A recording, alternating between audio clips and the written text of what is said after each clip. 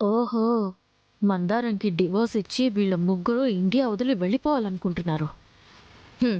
నేనుండగా వీళ్ళ పప్పులుడకవు.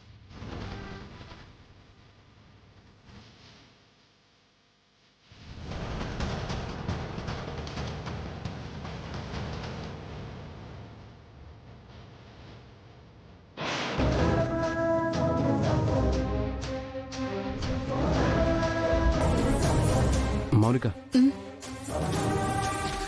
ఈ వీసా అప్లికేషన్స్ మీద మనం సంతకాలు పెట్టాలి. సరే దీపక్.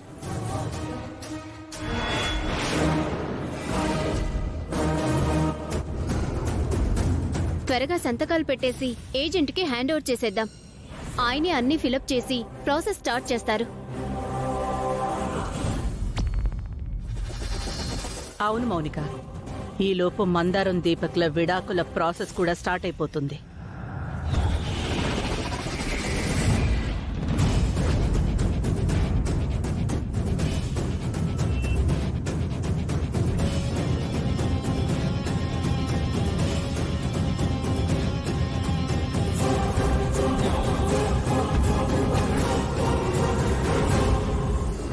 నువ్వు పెట్టు.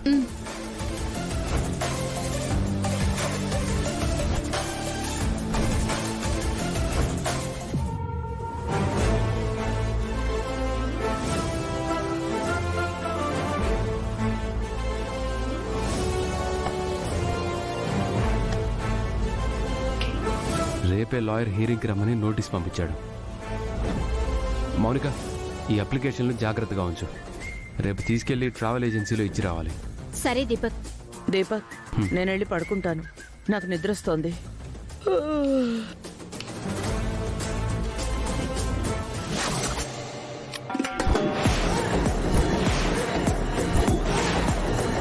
అలా మీరు నిద్రపోయాక మీరు దాచిన డాక్యుమెంట్స్ లో ఉన్న విడాకుల పేపర్స్ ని తీసుకున్నాను.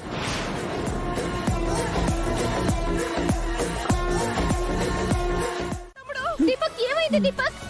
అయ్యో అయ్యో తమ్ముడు, అయ్యో దీపక్, తమ్ముడు, అయ్యో దీపక్, అయ్యో దీపక్, ఏమైందిరా? ఏం జరిగిందక్క? తమ్ముడు, ఏమండి? ఏమైందండి? అరే ఏమైందక్క?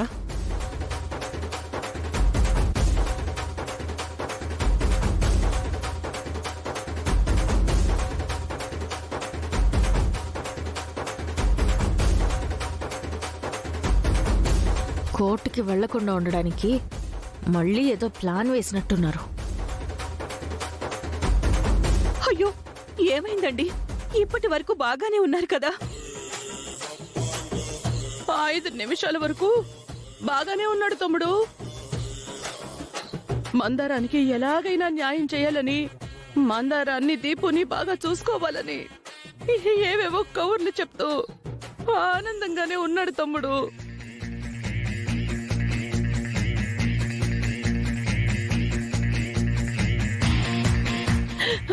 ఇంతలోనే ఏమైందో తెలియదు గాని సడన్ గా ముఖమంతా వంకర తిరిగిపోయింది.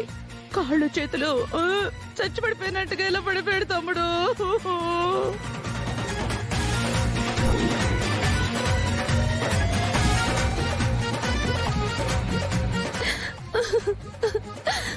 పక్షవాతం వచ్చినట్టుందన్నయ్య.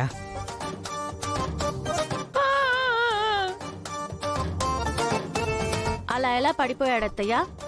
దీపక్కి బీపీ లేదు, షుగర్ లేదు, టెన్షన్స్ లేవు. అలా సడన్ గా ఎందుకు పడిపోతాడు?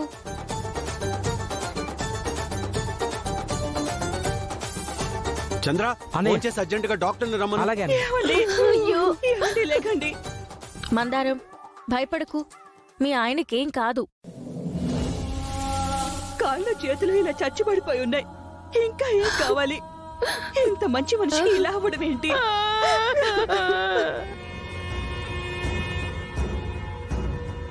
మీ ఆయనకొచ్చిన పక్షవాతం కన్నా మీ ఆయన ఆశయం గొప్పది.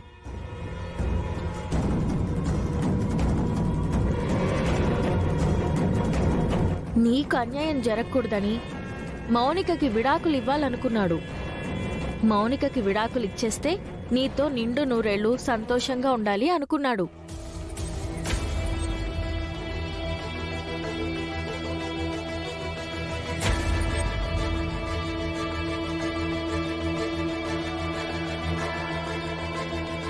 సంతోషం ఎక్కువయ్యే ఇలా షాక్కి గురయ్యాడు. మీ ఆయన ఆశయం కోసమైనా రేపు కోర్టుకు వెళ్తాడు.